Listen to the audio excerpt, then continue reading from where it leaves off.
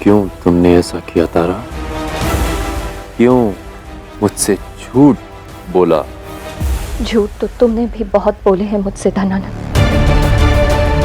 जैसे कि मुझे ये विश्वास दिला के कि मेरे बाबा की मृत्यु आकस्मिक थी, जबकि सत्य तो ये है कि तुमने मेरे बाबा की हत्या की थी।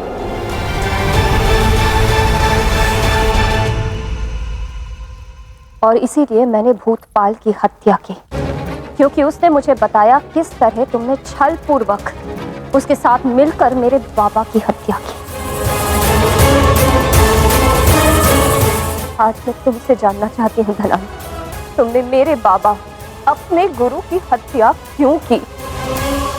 क्योंकि वो मुझे तुमसे दूर करना चाहते थे तारा। तो अब क्या तुमने मुझे पा लिया? कोशिश तो की। मेरे बाबा की हत्या करके। शक्ति और सत्ता की तुम्हारी इस लालसा ने तुम्हारे जीवन से सब कुछ छीन लिया है धनानंद। फिर भी इसकी भूख का अंत नहीं हुआ, और एक दिन इसी लालसा में तुम्हारा भी अंत हो जाएगा। मेरा अंत हो जाएगा? कोई नहीं जानता यहां तक पहुंचने के लिए मैंने कितने संघर्ष करे। मुझ जैसे नापित नंद के साथ कोई ब्राह्मण अपना ज्ञान नहीं बांटता, कोई क्षत्रिय अपना शासन नहीं छोड़ता, क्योंकि उनके अनुसार ज्ञान और शासन पर केवल उनका अधिकार है, मुझ जैसे नापित नंद का नहीं। इसलिए मुझे जो विकल्प मिला मैंने उसका लाभ उठाया। तिनका तिनका जोड़कर ये साम्राज्य मैंने बनाया है, और अब मैं इसे बचाने के लिए क्यों नहीं लड़ूं? क्यों छीन लेने दूं ये सब कुछ अपने शत्रुओं को? तुम अब भी वास्तविकता से मुंह मोड़कर खड़े हो धनानंद। जिन कर्मों ने तुम्हें सम्राट बनाया, तुम उन्हें ही भूल गए और असुरक्षा से घिर गए कि कोई आएगा और सब कुछ छीन लेगा। तुम्हें एक शक्तिशाली सम्राट से फिर वही दुर्बल और असहाय नापित नंद बना देगा। किंतु विश्वासघात ना मैंने तुम्हारे साथ किया, ना किसी और ने। तुम्हारे पतन का कारण स्वयं तुम्हारे कर्म है।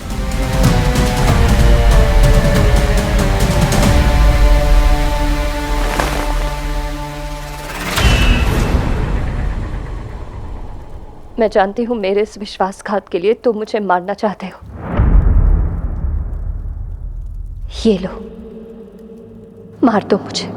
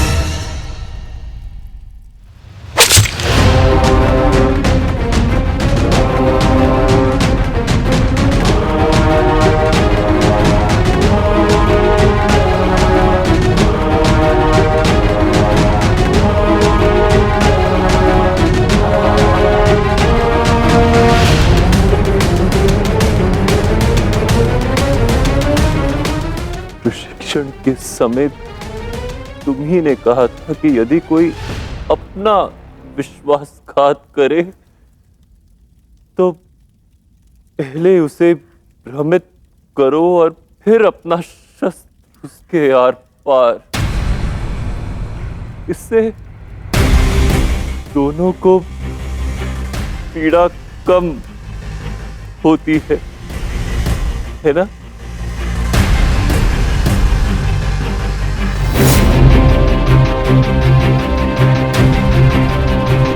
मरने से पूर्व एक बात बताना चाहती हूँ, जिसे जानना अधिकार है आपका।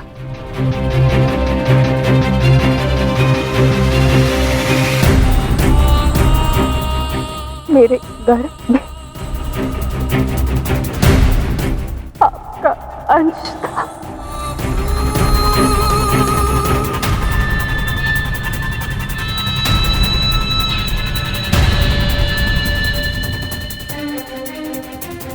मेरे जीवन से अपना प्रेम छीनने का तुम्हें कोई अधिकार नहीं था तारा, कोई अधिकार नहीं। हमारे प्रेम की यही नियति थी धनन। जीवन में तुमने सबसे अधिक प्रेम मुझे किया, किंतु मगधपति की लालसा के सूर्य ने इस पर ग्रहण लगा दी।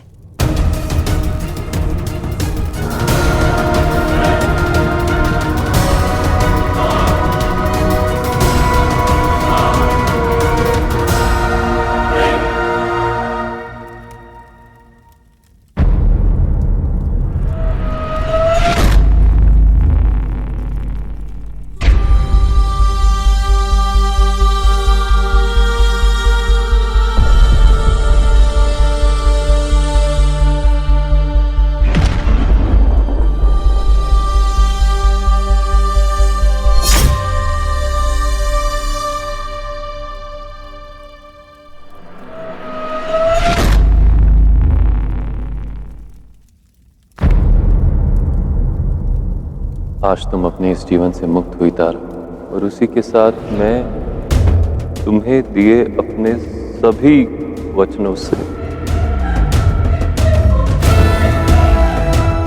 अब युद्ध भूमि पर शत्रुओं का लहू बहेगा, और मैं उस चंद्रगुप्त के लहू से उसके जीवन का अंतिम अध्याय लिखूंगा।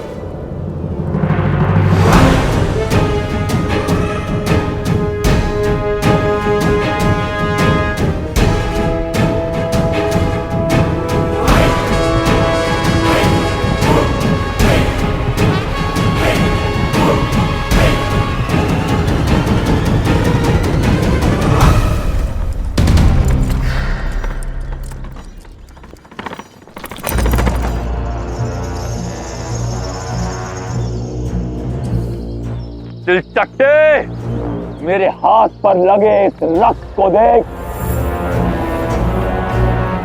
ये रक्त उन दो व्यक्तियों का है जिन्हें मारने की मैं कभी कल्पना भी नहीं कर सकता।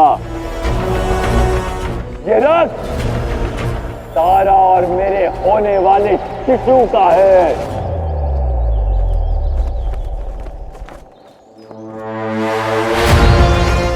ये रक्त मैं अपने हाथ पर इसलिए लगा कर लाया हूं ताकि तुझे ये दिखा सको कि अब मुझसे अधिक शक्तिशाली अब कोई नहीं। मेरी अब ऐसी कोई दुर्बलता नहीं जिसका लाभ मेरे शत्रु उठा सके।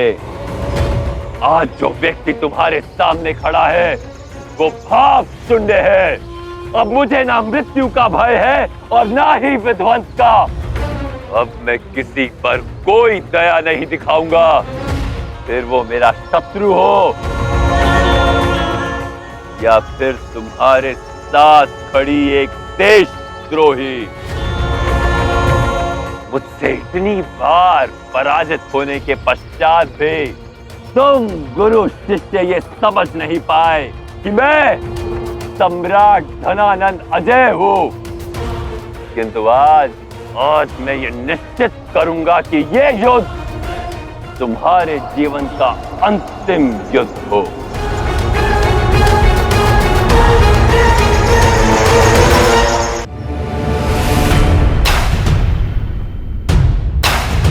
चंद्रगुप्त, चंद्रगुप्त।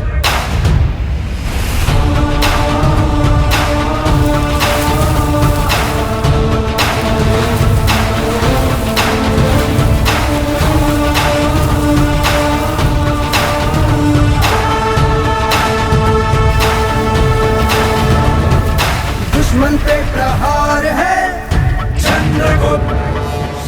भारत जय तू। जैसा शौर है चंद्रगुप्त मौर्य है, ये चंद्रगुप्त मौर्य है।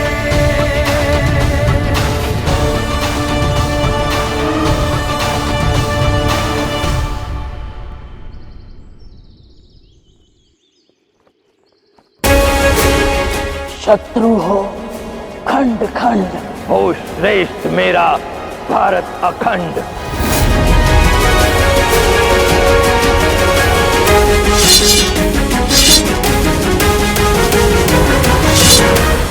आक्रमण! भारत जय।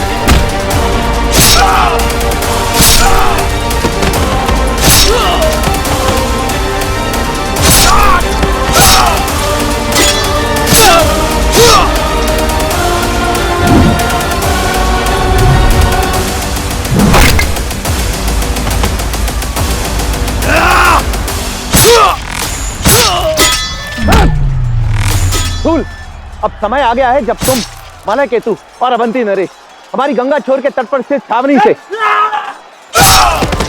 दूसरे आक्रमण की तैयारी करो। तब तक अन्य जनपदों की सेनाएं भी आ जाएंगी।